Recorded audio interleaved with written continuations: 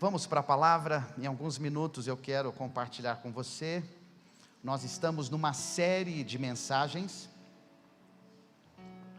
e estamos ministrando sobre as cartas de Apocalipse, o livro da revelação. E nesta noite nós vamos falar sobre a carta à igreja de Esmirna.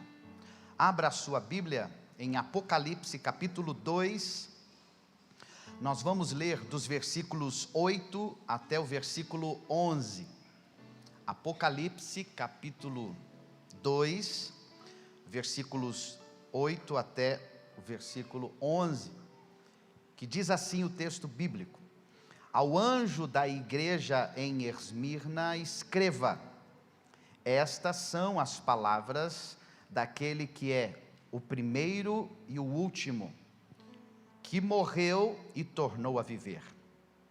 Conheço as suas aflições e a sua pobreza, mas você é rico. Conheço a blasfêmia dos que se dizem judeus, mas não são, sendo antes sinagoga de Satanás. Não tenha medo do que você está prestes a sofrer. Saibam que o diabo lançará alguns de vocês na prisão para prová-los, e vocês sofrerão perseguição durante 10 dias. Seja fiel até a morte, e eu lhe darei a coroa da vida. Aquele que tem ouvidos, ouça o que o Espírito diz às igrejas. Ao vencedor, de modo algum sofrerá a segunda morte. Deixe a sua Bíblia aberta, onde você acabou de ler, e feche os seus olhos, vamos orar. Deus, mais uma vez nós estamos diante da Tua presença para ouvir a Tua palavra, e que privilégio é para nós como igreja, como os Teus filhos, ouvirmos a Tua palavra. Nós precisamos, mais uma vez, que o Teu Espírito Santo comunique ao nosso coração as verdades espirituais. Então, abra os olhos do nosso entendimento, para que possamos enxergar, perceber, discernir, aprender as maravilhas da Tua lei. Que esta palavra, que este texto bíblico, que as sagradas escrituras sejam reveladas diante dos nossos olhos. E a minha oração pessoal a Deus é que enquanto eu estiver falando, o Teu Espírito Santo esteja ministrando aos nossos corações, em nome de Jesus, amém. Nós vimos no episódio passado, ou seja, semana passada, que Jesus, ele fala com a igreja de Éfeso, e quando ele fala com a igreja de Éfeso, ele fala a respeito de uma marca, que a igreja de Éfeso precisava ter, que é a marca do amor. A igreja de Éfeso, ela era uma igreja exemplar, nas suas obras, no seu trabalho, na sua perseverança, na sua teologia, mas a igreja de Éfeso, no decorrer dos anos, havia abandonado o seu primeiro amor, ou seja, ela fazia tudo, mas ela de alguma forma se perdeu no seu relacionamento íntimo com o Senhor Jesus, o cabeça da igreja, o governo da igreja. Então o Senhor Jesus fala com a igreja de Éfeso, dizendo: você precisa voltar ao primeiro amor, a desenvolver por mim e comigo uma relação íntima, de amor, de devoção. E esta era a marca que Jesus então vai ressaltar na vida da igreja de Éfeso. A primeira marca de uma igreja autêntica, viva e relevante, na perspectiva de Jesus, então é o amor.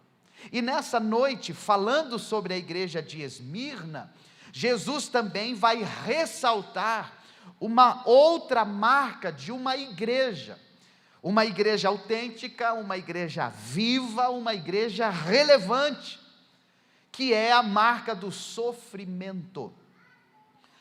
E quando a gente fala de sofrimento, por que Jesus fala com João a respeito desta revelação e diz para João: escreve ao anjo da igreja em Esmirna, e ele vai tratar esta questão do sofrimento. Primeiro, porque a disposição de sofrer prova o amor. Então, nós normalmente estamos dispostos a sofrer por aqueles que amamos. Olha, por exemplo, uma coisa bem simples, o amor materno. É muito comum você ver uma mãe sofrendo talvez em alguma área da sua vida para poder atender o seu filho, né? Muitas vezes deixa de descansar, deixa de comer, para quê? Para dar atenção ao seu filho. Eu lembro quando os nossos filhos estavam na fase de bebê, quantas vezes eu chegava em casa, a Suzy toda descabelada, e as crianças cheirosinhas, arrumadinhas, aí eu chegava para dar aquele help, aí ela ia dar um trato, mas ela deixava às vezes de cuidar de si mesma, para quê? Para cuidar da criança, uma expressão de amor. Então, a disposição de sofrer por aqueles que amamos é muito comum. Da mesma forma, Jesus vai trazer essa marca, essa evidência na vida da igreja de Esmirna, e ele vai dizer assim, no versículo 8, ao anjo da igreja em Esmirna escreva: estas são as palavras daquele que é o primeiro e o último, que morreu e tornou a viver. Estas são as palavras de quem? De Jesus. Jesus, que ele se revela como o primeiro e o último. No capítulo 1 nós vimos que ele se revela como o alfa, o ômega. E para a igreja de Esmirna nós precisamos nos lembrar que eles viviam naquele contexto do Império Romano.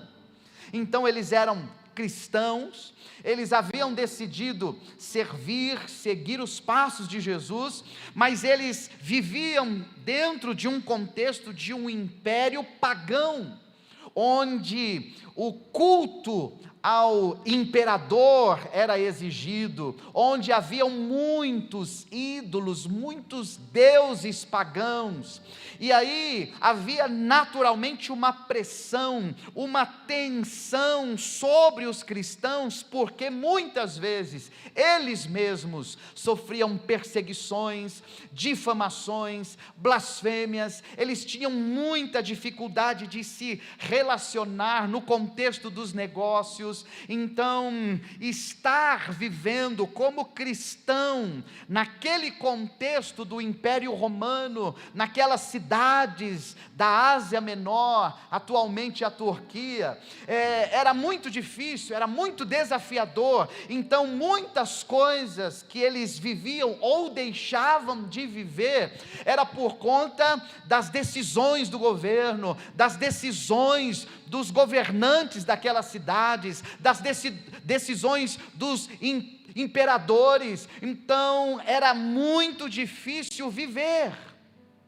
E aí Jesus se apresenta, e quando ele se apresenta como aquele que era o primeiro e o último, o alfa e o ômega. Isso é muito importante, porque uma igreja que vivia naquele contexto de opressão, de dificuldade, de lutas, de provações, de privações, aquelas pressões do império, uma igreja ouvir a respeito de que Jesus é o primeiro e o último, o alfa e o ômega, era uma segurança. Para quê? Para que eles não colocassem a expectativa, a esperança no imperador, em César, no império de Roma. Não, eles precisariam saber que Jesus é antes de todas as coisas. Então não era César que determinava a vida deles, embora embora eles estivessem vivendo debaixo daquele governo,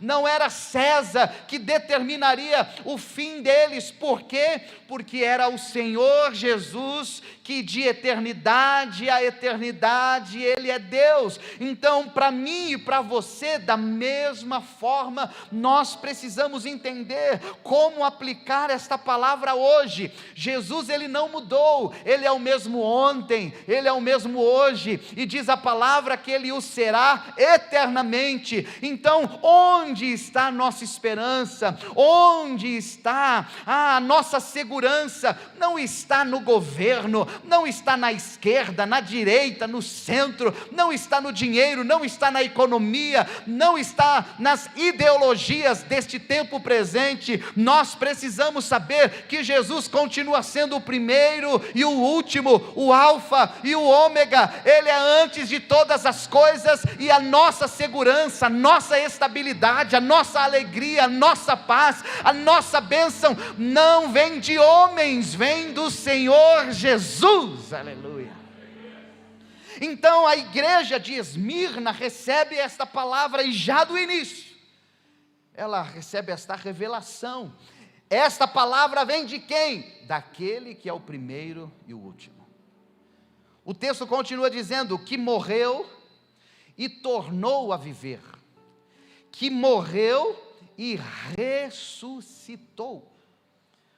Claro que tem um sentido muito profundo para os irmãos que viviam nesta época, nesta igreja, nesta região, porque alguns, eles corriam risco de morte por conta da fé.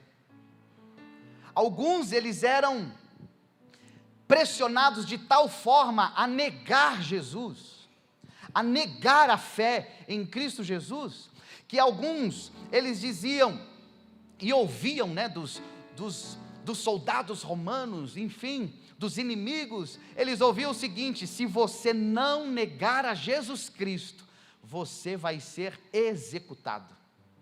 Então imagine uma igreja, imagine discípulos de Jesus, homens, mulheres, famílias inteiras, diante desse cenário, vivendo todos esses perigos, e quando recebem uma carta, esta carta é do próprio Senhor Jesus, que disse para João escrever, e a carta está dizendo: eu sou o primeiro e o último, aquele que morreu e tornou a viver. Ou seja, Ele tem o poder, o domínio da vida e da morte. Então, aqueles que seguiam a Jesus, eles precisariam crer que eles estavam servindo alguém que em vida foi vitorioso, mas ele foi morto, ele foi crucificado, ele foi sepultado, mas a Bíblia diz que ao terceiro dia ele ressuscitou. E faz toda a diferença receber uma mensagem como essa,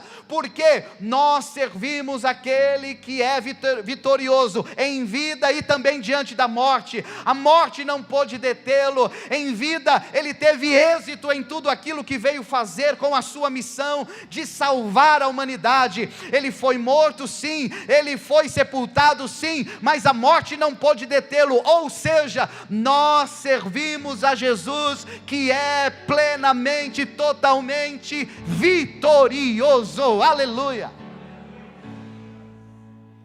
Filipenses 2:8 vai dizer assim: sendo encontrado em forma humana, humilhou-se a si mesmo, e foi obediente até a morte, e morte de cruz. Apocalipse 1:18 vai dizer, Jesus falando: sou aquele que vive, estive morto, mas agora estou vivo para todo o sempre, e tenho as chaves da morte e do Hades, do inferno. Hebreus ainda vai dizer no capítulo 2, versículos 14 e 15, portanto, visto que os filhos são pessoas de carne e sangue, ele também participou dessa condição humana, para que, por sua morte, derrotasse aquele que tem o poder da morte, isto é, o diabo, e libertasse aqueles que durante toda a vida estiveram escravizados pelo medo da morte. Esmirna recebe esta palavra, dizendo: eu sou aquele que sou vitorioso. Sou vitorioso. Então vocês estão sofrendo pressões, tensões, risco de morrer por causa de mim. Então, saiba que eu sou vitorioso em vida e também diante da morte. Mas no versículo 9, nós vemos assim: conheço as suas aflições e a sua pobreza, mas você é rico. Conheço a blasfêmia dos que se dizem judeus, mas não são, sendo antes sinagoga de Satanás. Conheço as suas aflições, conheço o seu sofrimento, conheço as suas tribulações. Esta palavra, essas aflições, este sofrimento é justamente o que Jesus vai ressaltar na vida dessa igreja. E ele vai dizer: eu conheço o seu sofrimento, eu conheço as pressões que você tem enfrentado. E esse sofrimento aqui, ele fala a respeito de um sofrimento específico. É um sofrimento por causa do Evangelho. Não é um outro sofrimento, é um sofrimento específico. A igreja, os nossos irmãos que viviam nesta igreja, os discípulos de Jesus, eles estavam sofrendo por causa do Evangelho.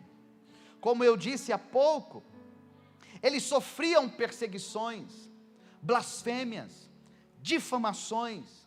Eles tinham dificuldades no contexto econômico, de negócios. Alguns, eles não conseguiam emprego pelo simples fato de saberem que eles eram cristãos.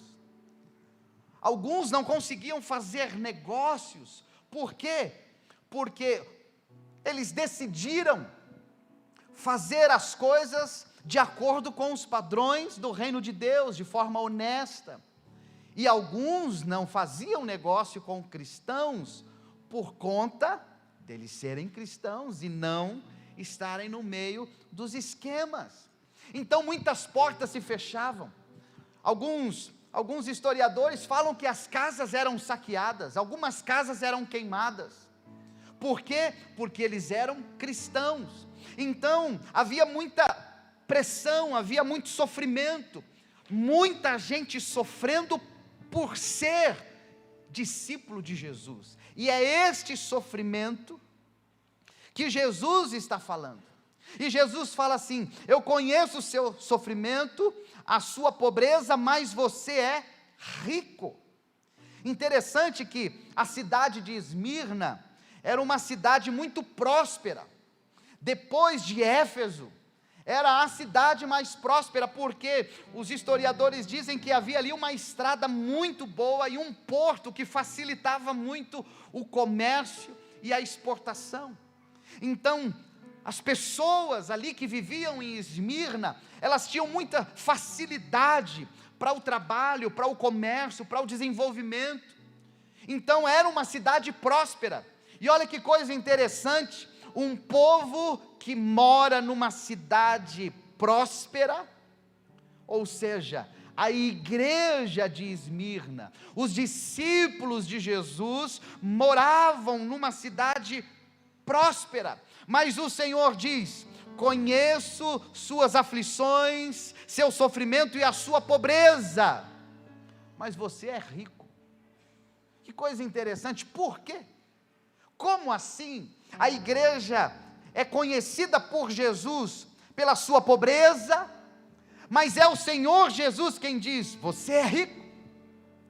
Claro, como eu disse, por conta da decisão dos cristãos, muitas vezes em não fazer negócios desonestos, muitas vezes as portas se fechavam, não conseguiam trabalho, não conseguiam desenvolver a sua vida econômica e, consequentemente, por causa do Evangelho, por causa de temer ao Senhor Jesus, eles faziam parte daquela classe de pessoas mais pobres. Mas que coisa interessante, diante da sociedade, na perspectiva de uma cidade próspera, na perspectiva e diante daqueles que ganhavam muito dinheiro, que faziam os seus negócios de forma desonesta e a igreja não fazia, diante da perspectiva destes homens poderosos, aqueles que poderiam contratar, mas eles diziam: não, você é cristão, então eu não contrato você. Eles eram pobres, ou seja, os membros da igreja de Esmirna eram pobres, mas o Senhor Jesus olhava e dizia: não, este sistema econômico corrompido pode dizer que você é pobre, mas quando eu olho para você, pelo fato de você ser fiel a mim, pelo fato de você decidir me seguir, e este sofrimento é porque você me ama, eu olho para você e vejo, sim, você é rico, você é abençoado, e é isso que nós precisamos entender. O texto não está dizendo que crente tem que ser pobre, não é isso. Para ser crente, então, Jesus falou que o crente tem que ser pobre. Não, não é isso. Mas, existem alguns casos, para alguns cristãos, que a pobreza vai fazer parte do custo do discipulado cristão. Se você for olhar para o mercado, para as oportunidades, muitas vezes para um cristão, por conta da sua decisão de ser fiel a Jesus, talvez ele não vai ganhar tanto dinheiro como alguns outros ganham. É isso que o texto está dizendo. Talvez algumas portas irão se fechar, porque ele não vai querer abrir estas portas pela desonestidade, pela mentira, pela corrupção. E aí, muitos vão fazer negócios e talvez ganhem muito dinheiro, mas quais são os princípios? Quais são os valores? Quais são os caminhos? Quais são as ferramentas, as motivações? Será que tem verdade nisso? Será que tem honestidade nisso? O que Jesus está falando é que esta geração, esses irmãos, eles decidiram, muitas vezes, tornarem-se pobres por conta do Evangelho. Ou seja, há o grande desafio para nós hoje, discernirmos, será que esta oportunidade vai glorificar realmente a Deus? Ou nós seremos atraídos apenas pelo dinheiro, pelo poder, pela visibilidade? Muitas vezes para alguns cristãos, dizer não para certos negócios, vai ser a melhor escolha, não por causa das oportunidades, mas por causa do Evangelho. Por causa do Evangelho. Então, olha, vamos fazer o seguinte, vamos fazer um caixa 2. Não, eu não vou fazer o caixa 2. Olha, vamos fazer o seguinte, vamos fazer uma nota fria. Não, eu não faço nota fria. Vamos mentir, vamos vender por X, sem dizer que o preço seria Y. Não, se o preço é Y, eu vou falar a verdade, é Y. Mas se você é burro, você é bobo, você é tolo, não, eu decidi ser fiel a Jesus e não farei negócios de forma desonesta, eu serei fiel, mas você vai ficar pobre, então eu prefiro ficar pobre na terra, mas aos olhos de Jesus ser considerado alguém rico, abençoado, e não me envolver com esquemas de corrupção, de mentira, de falsidade. A igreja está entendendo? Então não olhe para esse texto e não ouça o que eu estou dizendo nessa noite e chegue à conclusão que Jesus está dizendo, você tem que ser pobre. Não, não é isso. Ele disse que nós sempre teremos pobres no nosso meio e que é nossa responsabilidade cuidar deles. Mas quando você olha para as Escrituras, você vai encontrar sim a prosperidade bíblica, que está fundamentada na fidelidade a Deus, na bênção de Deus, e neste caso aqui, a pobreza, era uma das aflições desta igreja, por conta da sua decisão de ser fiel ao Senhor.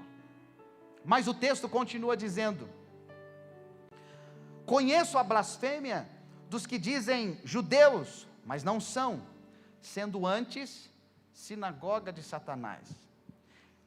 Essa blasfêmia era justamente o que alguns judeus não cristãos, eles falavam a respeito dos judeus que eram cristãos. Então o Império Romano, ele tinha dado algumas regalias para alguns que eram estrangeiros.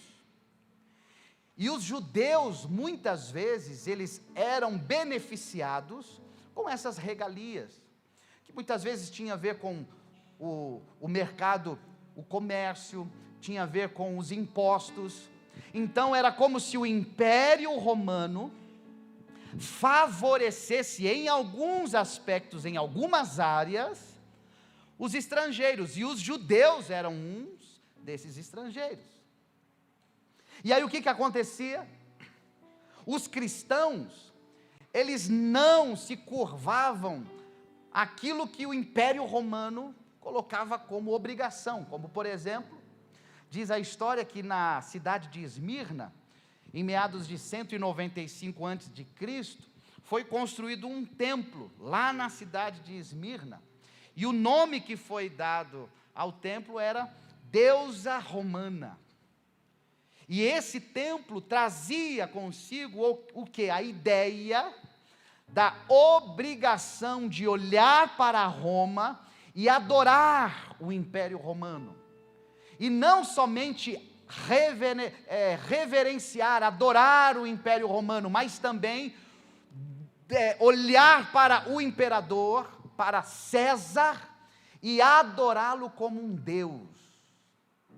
Então aquele templo construído lá em Esmirna, era para trazer exatamente esta ideia, adorar o Império Romano, e adorar César, reconhecendo-o como Deus.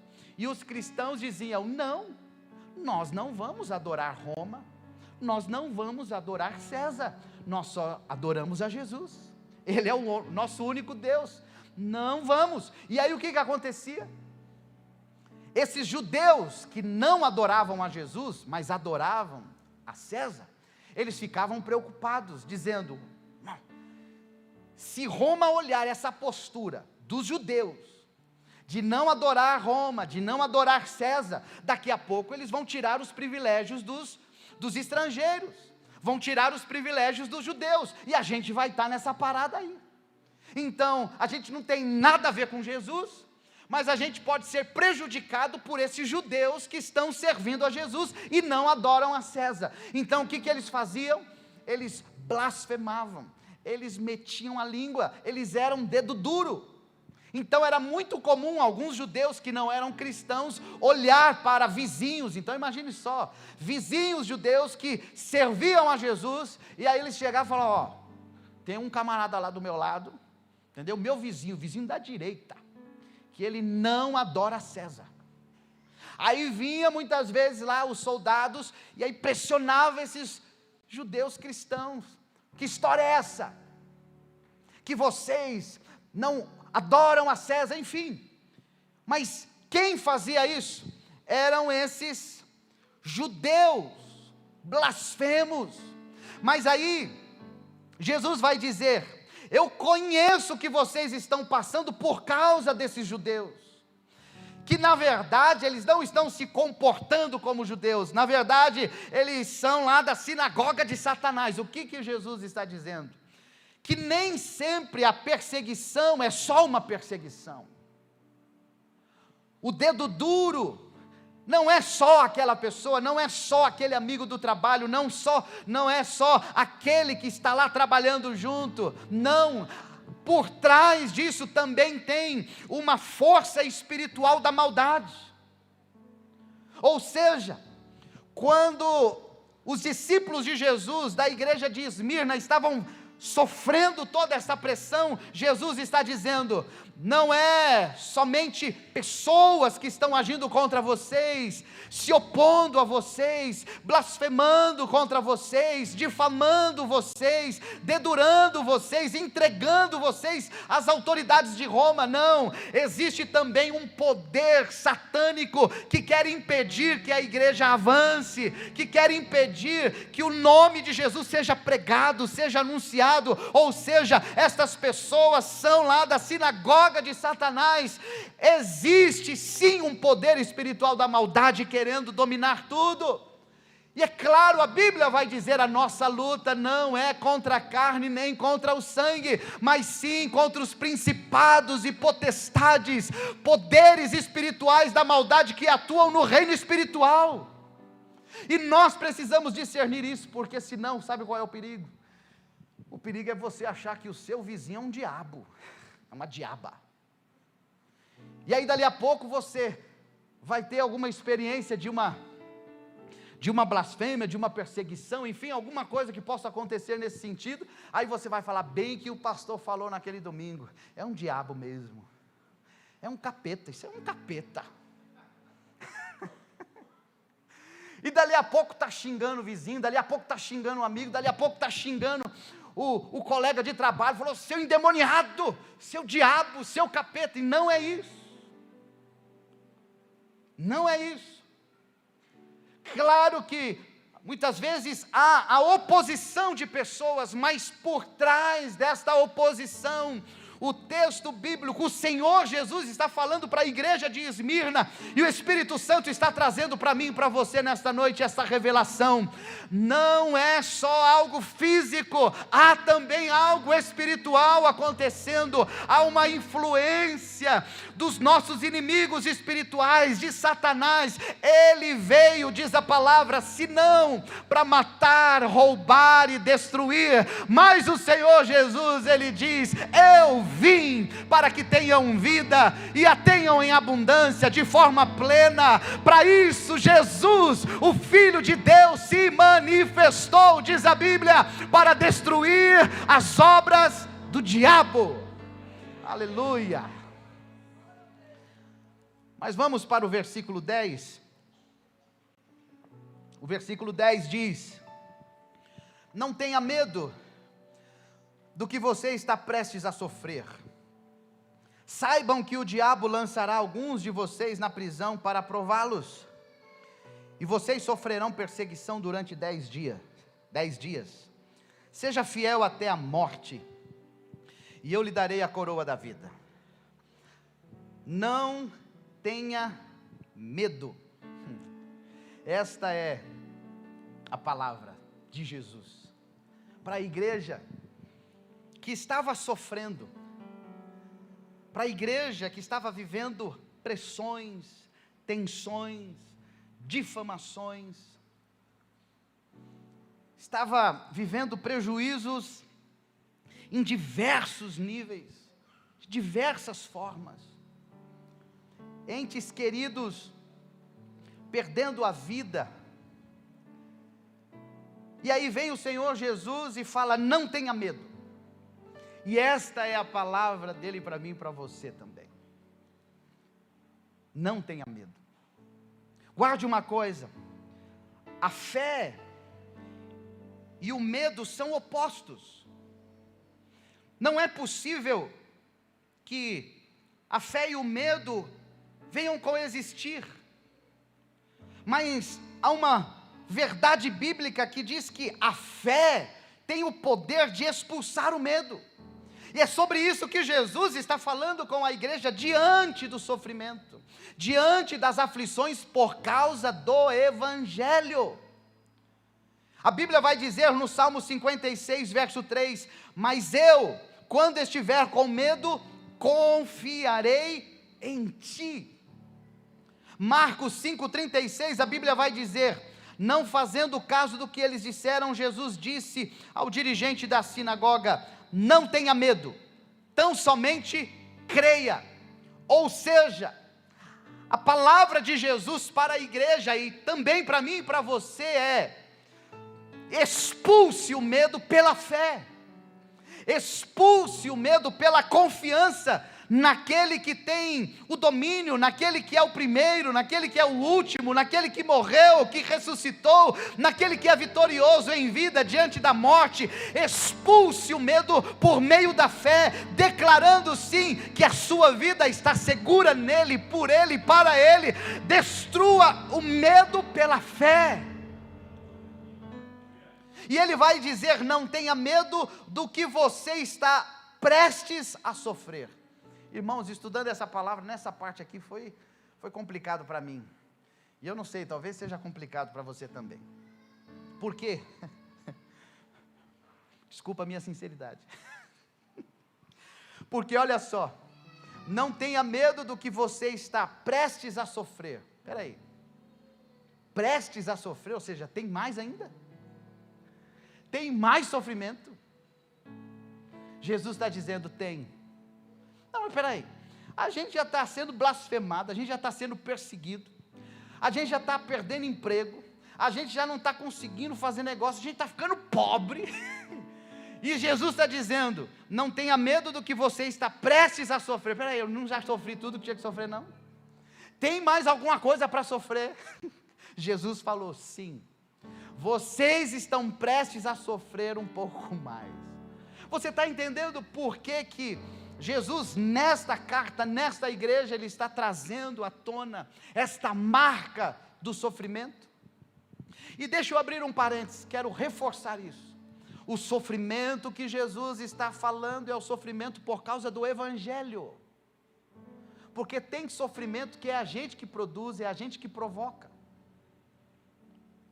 Tem gente que sofre financeiramente, mas porque não administra corretamente. Não tem nada a ver com o Evangelho, tem a ver com má administração. Tem gente que sofre no casamento porque não sabe tratar o cônjuge de forma bíblica, de forma correta, de forma gentil, de forma sábia. E consequentemente está sofrendo no casamento. Não é por causa do Evangelho, é por causa muitas vezes da tolice, da burrice, do orgulho, de ser cabeça dura, de ser desrespeitoso, desrespeitosa. A igreja está entendendo? Tem gente que está sofrendo desemprego, mas não é por causa do Evangelho. É porque quando estava empregado, não cumpria horário, não cumpria o seu ofício, aquilo que deveria fazer, ou seja, é um mau funcionário. Ninguém quer ficar com uma cabra, não sei, que não é um bom profissional, ou seja, foi mandado embora. Então não é que foi mandado embora por causa do Evangelho, foi mandado embora por causa da incompetência, por causa da irresponsabilidade, daí está sofrendo. Só que o sofrimento que Jesus está falando de Esmirna, é o sofrimento por causa do Evangelho. Do Evangelho. E aí ele vai dizer: não tenha medo do que você está prestes a sofrer, por causa do Evangelho. E aí ele vai dizer: saibam que o diabo lançará alguns de vocês na prisão para prová-los. Diga assim: alguns de vocês. Só as mulheres, por favor, alguns de vocês. Os homens agora, alguns de vocês. Ou seja, não serão todos.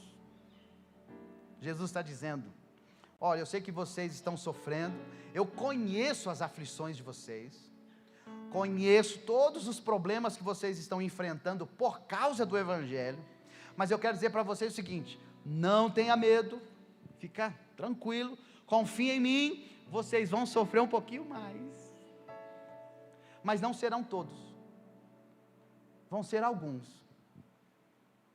E aí eu fiquei pensando assim: Senhor, alguns, como que eu prego isso à noite ou de manhã?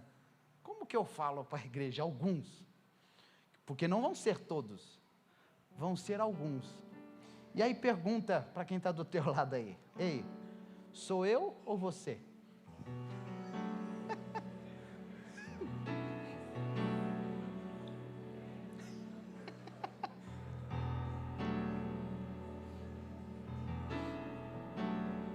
O que você diria para uma pessoa que te pergunta isso? Ei, Jesus está falando que Ele já sabe do que a gente sofre hoje, mas está dizendo que a gente vai sofrer um pouquinho mais por causa do Evangelho, mas que não vai ser todos.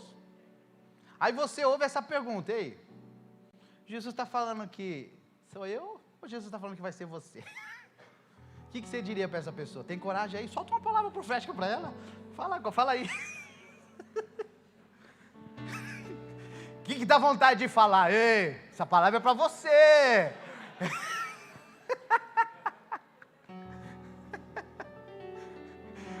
Eu oro para que seja você.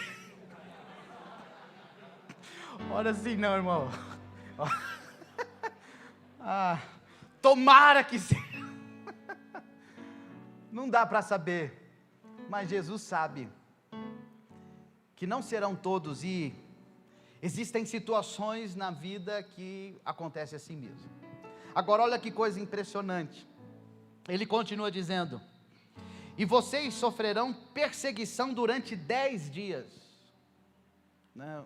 Os comentaristas, eles não sabem afirmar o que representa esses 10 dias, mas muito provavelmente seja a ideia de que não é para sempre, né? Que na revelação Jesus está falando com João e ele deixa claro que olha, vai haver sofrimento por causa do evangelho, sim, já está havendo, mas vocês vão sofrer um pouco mais, não serão todos, serão alguns, mas isso acontecerá e essa perseguição acontecerá durante 10 dias, ou seja, vai acabar, então talvez seja, né, uma mensagem que fica muito, muito fácil, muito tranquilo, fazer a aplicação e dizer, conte até 10, porque o que nós podemos entender é que ainda que soframos por conta do evangelho, este sofrimento, esta perseguição, isso não vai ser para sempre, que você creia nisso, porque esta é a palavra do Senhor Jesus.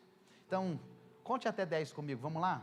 Diga, 1, 2, 3, 4, 5, 6, 7, 8, 9, 10, passou, você precisa crer nisso, não se desespere, não jogue a toalha, lembre-se, que aquele que está falando com a igreja, comigo e com você, dizendo que a vida cristã, em muitos momentos, por causa do evangelho, da verdade, por causa de Jesus, a igreja vai sofrer este sofrimento, esta perseguição, não é para sempre, vai acabar.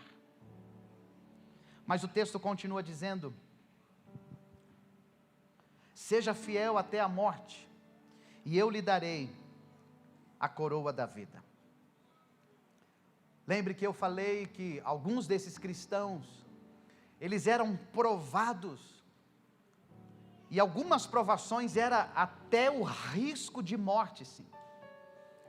E Jesus está dizendo, seja fiel até a morte. A cidade de Esmirna, ela também era conhecida por causa dos seus jogos, por causa das suas arenas.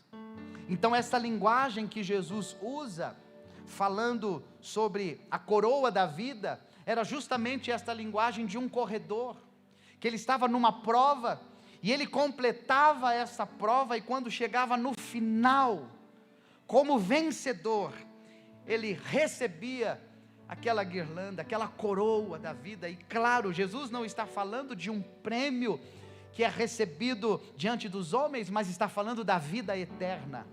Seja fiel até a morte, e eu lhe darei a coroa da vida, a vida eterna. E quando a gente olha para a fidelidade até a morte, claro que para nós, isso é muito distante da nossa realidade, porque nós não somos perseguidos até o perigo de morte, risco de morte, mas esses irmãos eram. Quando você vai para o livro de Hebreus, no capítulo 11, ali tem uma galeria de heróis da fé, homens, mulheres, líderes, personagens bíblicos, alguns com nome, outros que nem os nomes foram mencionados, mas que por causa da fé, que por causa de Jesus, que por causa da fé que eles confessavam, professavam, viviam, eles foram mártires, eles foram lançados às bestas feras, aos leões. Eles foram queimados vivos, colocados em tonéis de óleo fervendo. Eles foram feitos tochas humanas, alguns cerrados ao meio. Tudo por causa do evangelho, tudo porque eles não negaram Jesus. E a história da igreja fala de um dos pais da igreja, que era o pastor de Esmirna, Policarpo. Ele, diz a história, que ele estava numa fazenda distante, resguardado, e um cristão que servia a Jesus, ele foi dedurado por um cristão que não servia a Jesus. E aí o que acontece?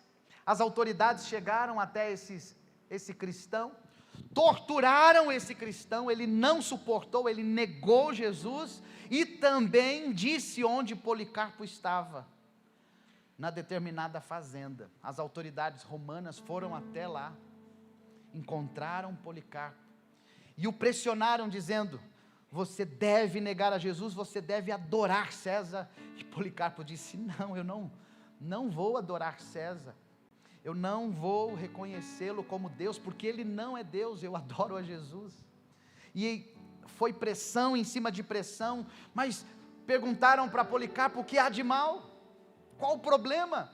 Você só reconhece César como Deus, e você está liberado, você pode viver a sua vida. Ele falou: olha, eu não tenho o costume de abrir mão daquilo que é correto para fazer aquilo que é errado. Não, faz logo o que você tem que fazer. Se você tem que me matar, então que me mate. Se você vai me lançar para os animais, que faça logo. Diz a história que eles ainda insistiram para Policarpo negar Jesus, negar a fé, e ele disse: ei, preste atenção, há 85 anos eu estou servindo a Jesus, Ele nunca me desamparou, Ele nunca me abandonou. Você acha que agora, só por causa da iminência da morte, eu vou negá-lo? Não, faz logo o que você tem que fazer.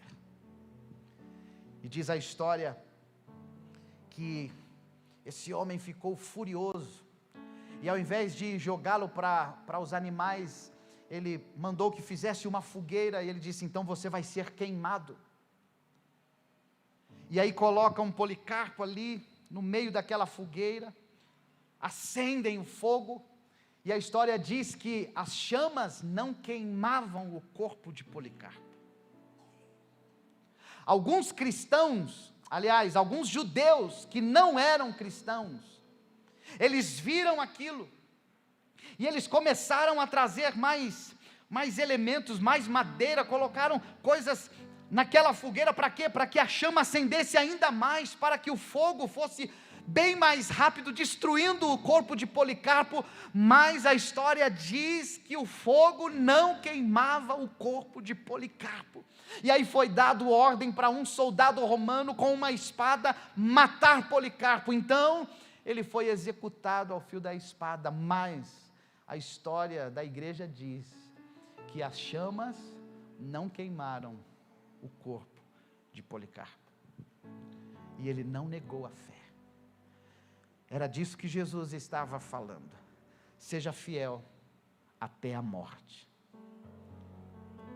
Talvez para nós essa fidelidade não tenha a ver com uma morte literal, talvez tenha a ver com o que eu disse há pouco.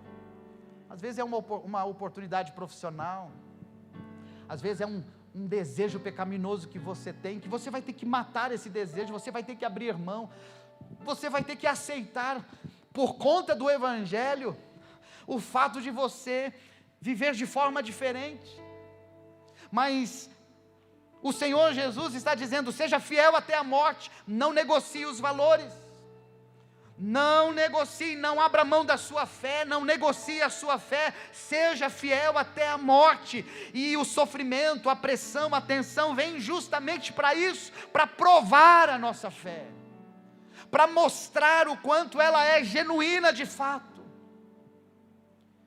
E no versículo 11, ele vai dizer: aquele que tem ouvidos, ouça o que o Espírito diz às igrejas. O vencedor, de modo algum, sofrerá a segunda morte. quando a gente olha Jesus falando isso para a igreja, ele fala: o vencedor de modo algum sofrerá a segunda morte, porque ele estava falando justamente da iminência da primeira morte, ou seja, todos nós morreremos. Ele está encorajando a fidelidade até a morte. Se necessário for você morrer por causa do evangelho, morra. Mas é ao vencedor, é aquele que for fiel até a morte, que vai receber a coroa da vida, que vai receber a vida eterna, sendo fiel até a morte. Ou seja, o vencedor de modo algum sofrerá a segunda morte, e a segunda morte ela é real. A possibilidade da segunda morte é real, ou seja, a eternidade longe de Deus, a morte eterna. E essa é uma verdade espiritual da palavra de Deus. Então nós podemos olhar para o que Jesus está falando com a igreja de Esmirna, entendermos que, olha, a igreja que decide ser autêntica, o discípulo que decide ser autêntico, verdadeiro, fiel, ele poderá, e isso vai acontecer, ele poderá sofrer por conta do evangelho.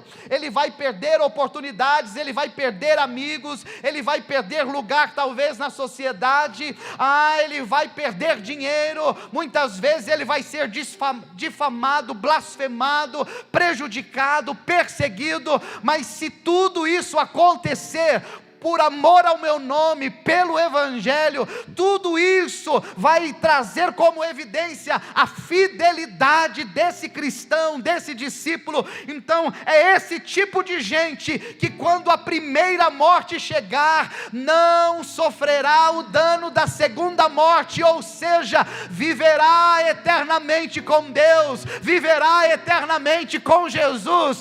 O que for fiel até a morte não sofrerá o dano da segunda morte. Isto é uma palavra do Senhor Jesus à sua igreja, para mim e para você. Vale a pena ser fiel até a morte. Mas pastor, eu corro o risco de ser um pobre nessa terra. Que você seja pobre, mas que você não sofra o dano da segunda morte. Pastor, eu corro o risco de perder os meus amigos. Que você perca os amigos por causa do evangelho, mas que você não sofra o dano da segunda morte. Pastor, pode ser que eu não consiga desenvolver os meus negócios, a minha empresa, por conta da decisão de ser honesto. Todo mundo que ganha dinheiro é desonesto. Mas você vai dizer: por causa do evangelho, eu abro mão até mesmo de riquezas, de posses dessa terra, porque sendo assim, a promessa de Jesus, aquele que é fiel até a morte, não sofrerá o dano da segunda morte. Então guarde isso.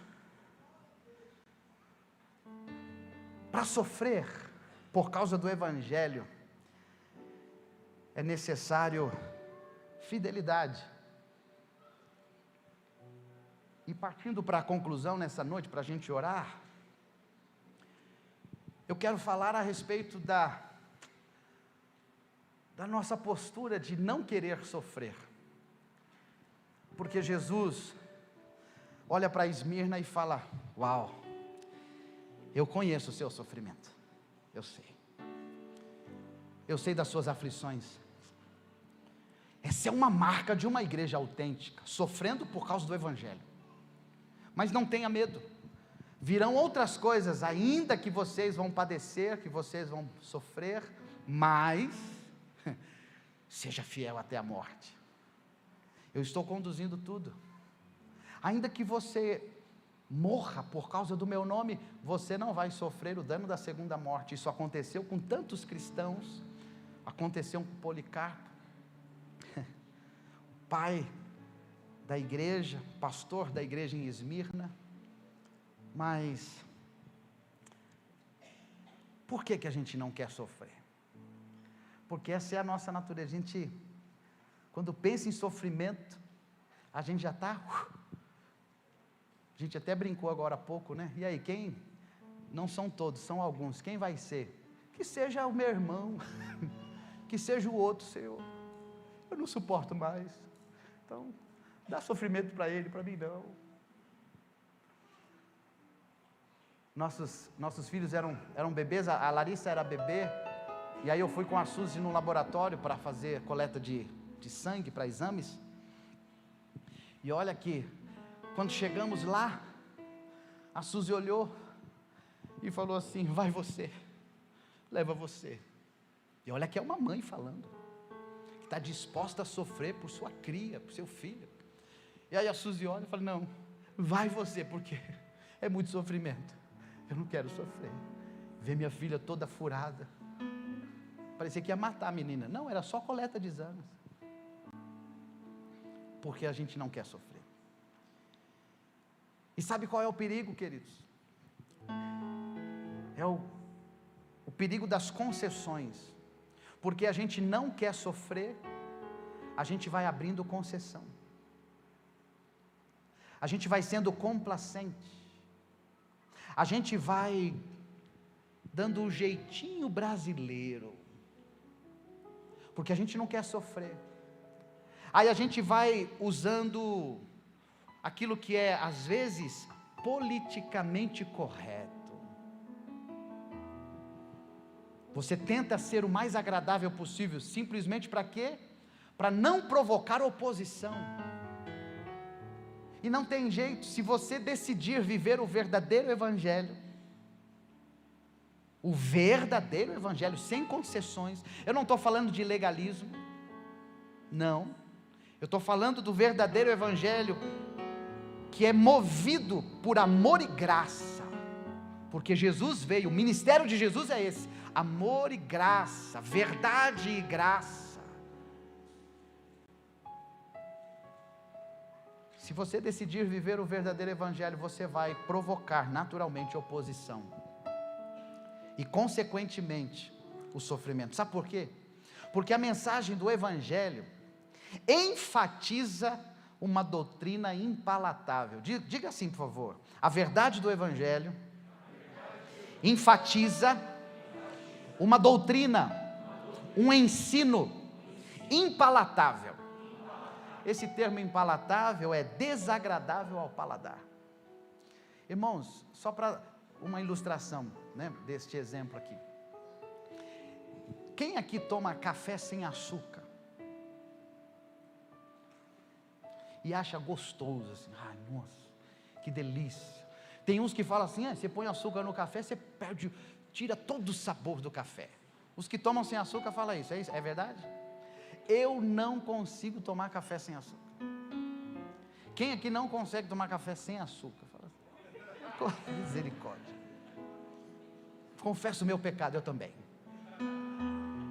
Quando eu tento tomar um café sem açúcar, é ruim para mim é ruim. E aí eu chego às vezes numa padaria e falo: pelo amor de Deus, traz açúcar. E quando você toma por engano, às vezes a gente tem um café aqui com os líderes, aí, né, a equipe da cozinha, as irmãs toda amorosa, carinhosa, aí faz aquele café delicioso, e eu vou lá, já pego e quando está sem açúcar, horrível. Tem umas irmãs que sabem que o meu café é fraco e doce, melado, ó, vi mágoa nessa fala aí agora, fraco e doce. Aí é muito engraçado, porque às vezes eu chego ali na recepção, tem um cafezinho, aí eu tomo, aí fica aquela tensão assim, ó, calma. Aí eu pergunto: quem fez o café? Aí, foi ela. Eu falo: só queria dizer que está delicioso. Mas é o carinho dos irmãos, né? De tentar agradar, isso é saudável. Mas o evangelho, neste exemplo aqui, é como, né, algumas verdades do evangelho, algumas doutrinas do evangelho, alguns ensinamentos do evangelho, vai descer de forma desagradável. E aí é como se Jesus estivesse falando assim: ei, ó, quero tratar você, Eliseu, e eu tenho algumas verdades para falar com você que está na minha palavra, então pega esse café aí, e toma. Aí eu, sim, Jesus. Jesus está sem açúcar. Toma tudo. Mas está horrível, Jesus. Mas é o que eu tenho para você. Você precisa sentir o sabor do café. Você precisa sentir, saber o que eu tenho para você. É sem açúcar. Mas desce ruim, Jesus. Mas é o melhor que eu tenho para você. E existem algumas verdades do Evangelho que é assim. Não é agradável ao paladar, mas é o melhor que Deus tem para nós. E não tem jeito. Os nossos parentes às vezes não entendem. A sociedade não vai entender. E aí vai se levantar oposição, porque eles vão olhar e vai falar assim: ei, por que você se humilha tomando café sem açúcar? Bota doce aí, rapaz. Bota um negócio gostoso aí para você falar, ai, que delícia. Aí você vai dizer: não, o que Jesus tem para mim é sem açúcar. Você é tolo, você é bobo, você está perdendo os prazeres da vida, está perdendo a sua juventude. Mas o Evangelho vai tratar com a gente nesse sentido. Nem tudo vai ser agradável ao nosso paladar. Outra coisa, o Evangelho verdadeiro expõe a gravidade do pecado e a culpa humana. O homem é pecador, está separado de Deus, e ele precisa saber que ele é culpado, ele está sim, numa posição de condenação eterna. Só Jesus pode nos livrar da condenação eterna, e é necessário confessar os pecados para que eles sejam o quê? Cancelados. Arrependimento. Isso é a verdade do Evangelho. Não adianta achar que, não, eu pago as minhas contas em dia, eu nunca fiz mal para ninguém, eu vou para o céu. Vai nada, vai direto para o inferno, porque só vai para o céu com Jesus. Não é porque paga as contas em dia, não é porque o seu score está em 920, 980, não, score não leva ninguém para o céu não, viu?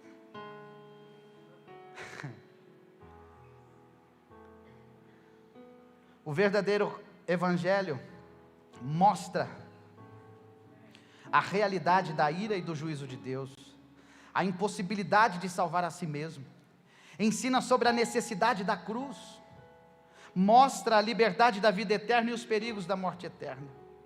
Os padrões morais de Cristo também são impopulares. Por quê?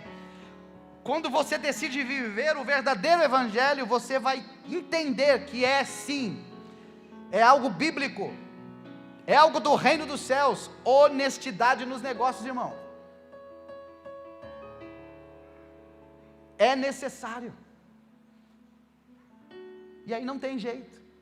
Você quer viver o Evangelho verdadeiro? Você vai ter que se submeter ao padrão do reino de Deus. Vai entender que o verdadeiro Evangelho fala a respeito da virgindade antes do casamento e a fidelidade depois do casamento. Sim. Mas eu não acredito nisso. Então você não quer seguir a Jesus. Eu não estou afim. Então, meu amigo, a Bíblia fala de um monte de gente que não estava afim de seguir a Jesus. E hoje, nesse tempo, nessa geração, não é diferente. Vai ter um monte de gente que vai dizer: eu não estou afim, eu quero é transar. Não importa, eu quero viver os meus prazeres, eu quero é beijar, eu quero é viver para mim. Mas vive. Só que é o seguinte: se não tiver fidelidade para com Jesus, se prepare, porque a segunda morte é o que te aguarda. E esse é o Evangelho, não tem jeito. Vai falar sobre o contentamento no lugar da cobiça, o desejo pecaminoso. O contentamento é o que a Bíblia apresenta. O que Paulo disse: eu aprendi o segredo do contentamento, porque ele não vivia governado pelos desejos, pelos prazeres, pela cobiça, pelo desejo desenfreado de ter. Ele aprendeu a ter e a não ter, a ter em fartura e passar necessidade. Ele aprendeu o segredo do contentamento, ou seja, Jesus era a sua satisfação. E também o autodomínio e o autossacrifício. Seja fiel até a morte. Quando a gente olha o que Jesus falou para a igreja de Esmirna, não é bem uma palavra triunfalista. Eu não sei se eu te decepcionei nessa noite, espero que sim, porque eu vim nessa noite para te decepcionar, para dizer que a marca de uma igreja autêntica não é só o triunfo, que claro que ela tem, mas a marca de uma igreja autêntica também é o sofrimento, por causa de Jesus, por causa do Evangelho.